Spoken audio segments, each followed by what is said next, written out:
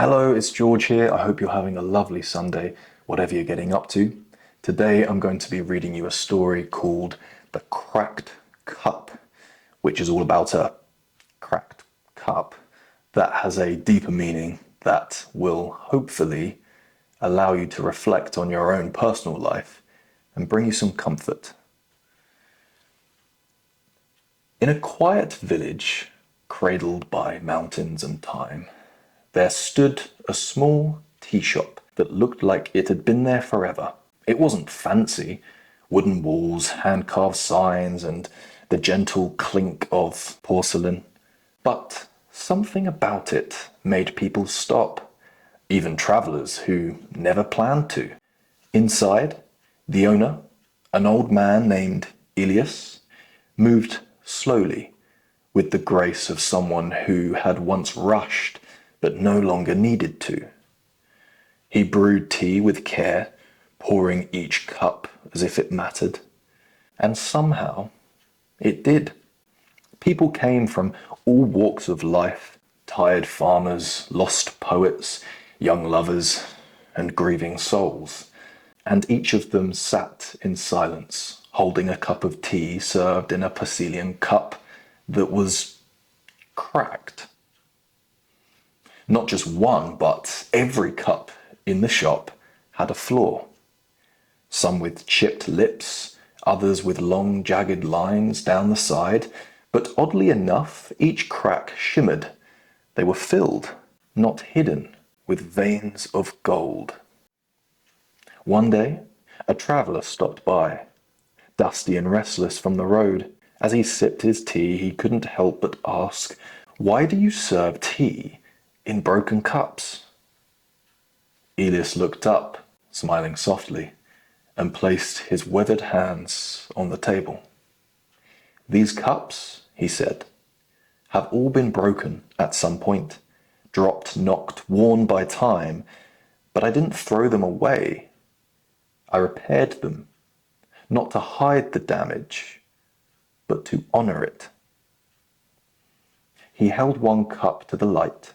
The gold gleamed, tracing the once shattered lines like a river through porcelain hills. "I use a method called kintsugi," he continued. "It means golden joinery. It's a reminder that when something breaks, it doesn't lose its value. In fact, when repaired with care, it becomes even more beautiful than before." The traveller was quiet for a moment and asked, "And people really come here to drink from these?" Elias nodded. "Yes, because they see themselves in them. Everyone carries cracks. Some hide them, others run from them, but the wise fill them with gold and keep going." The traveller looked down at his own cup, gold glinting where the porcelain had once split in two. He traced it with his fingers and smiled, not because the tea was perfect, but because it didn't need to be. From that day on, he no longer feared the cracks in his own life. He learned to fill them with something precious. I remember when I first learnt about kintsugi, which is the act of filling cracks with pure gold, which is a tradition in Japan and other places in the world. And just like in the story, they do this because nothing's perfect in the world. And often when we break something, we think that's it, it's broken, get rid of it, replace it with something new and perfect. But you and I both know that perfection doesn't exist. Therefore, you should never strive for perfection because you're never going to reach it. And often when something breaks, you can absolutely mend it. And when you do mend it, you realize that it still works and operates exactly as it did before. But when you seal the cracks with pure gold, it is even more beautiful. And this can be the case with life because it's impossible to go through life without experiencing hardship, battles, and obtain scars, whether mental or physical. And regardless of how many scars you do or don't have, you should always wear them with pride because it means that you've lived. If we're all these polished, perfect versions of ourselves, life wouldn't be anywhere near as exciting or vigorous. We've got to remember that being ourselves is the most honest, authentic existence possible for ourselves. And therefore, life is not perfect. It never will be. So don't expect it to be. Never expect someone to be. And certainly never expect yourself to be. Because then life becomes so much more enjoyable because you can appreciate its authenticity and you never know what's around the corner. And while that can spark anxiety in some, try and flip it so that it sparks excitement and wonder and joy. Because we all love a good adventure book.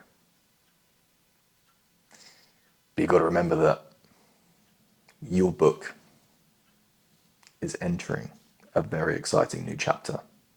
And you should never be afraid of reading your own book, because after all, that is the most interesting book that you'll ever read. And it's only later on in life do we reflect on our story and we realize that actually all those hard battles were worth fighting for because they made us bigger, better, happier, stronger versions of ourselves. And that at the end of life, we're all going to be like a broken cup, like in the story. Plenty of cracks, plenty of battle scars, but sealed with solid gold. And that's going to make you even more beautiful than you realize. So stay strong, give yourself some credit, and allow yourself to be immersed by the beauty and complexity of life. We never know what's going to happen, and everyone's hourglass is a different size. You never know when yours is going to run out. So learn to love yourself rather than reject yourself. Thank you for watching. I hope you enjoyed today's Sunday story. Have a lovely Sunday, whatever you get up to. And if it's the end of your Sunday, I hope you have a wonderful sleep.